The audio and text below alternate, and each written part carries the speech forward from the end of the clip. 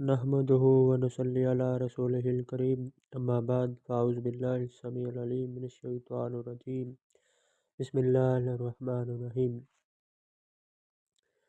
یہ سورہ ملک مکی ہے، اس کی 30 آیات اور 2 رکوع ہیں۔ اس کی فضیلت کے بارے میں بہت سی روایات آتی ہیں، جن میں سے یہ میں آپ کو ویڈیو کی صورت میں دکھا رہا ہوں۔ پلیز میرے چینل کو سبسکرائب کریں اور بیل کے آئکن کو دبائیں تاکہ صحیح حدیث آپ تک پہنچتی رہے اور ثبوت کے ساتھ۔ یہ روایات اور صحیح ہیں۔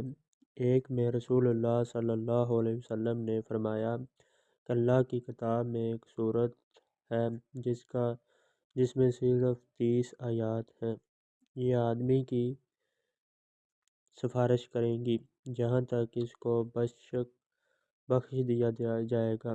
سنن ترمذی، ابو داؤد کے اندر، ابن ماجہ کے اندر، مسند احمد کے اندر، یہ 4 حدیث کی کتابوں میں یہ اس سورت کی فضیلت بیان کی گئی ہے۔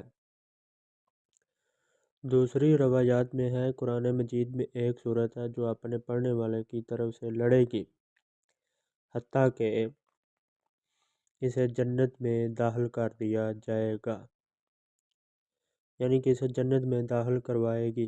یہ سورت اپنے پڑھنے والے کی طرف سے لڑے گی۔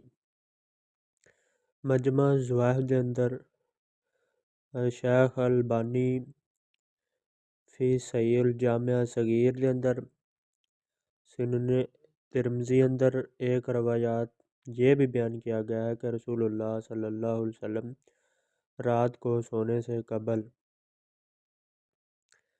سورۃ الف لام میم السجدہ اور سورہ ملک، یعنی کہ جس کی فضیلت میں آپ کو بتا رہا ہوں، یہ ضرور پڑھتے تھے صلی اللہ علیہ وسلم۔ ابو داؤد فضائل القرآن، ایک روایت شیخ البانی رحمۃ اللہ علیہ نے سلسلہ صحیحہ میں نقل کی ہے۔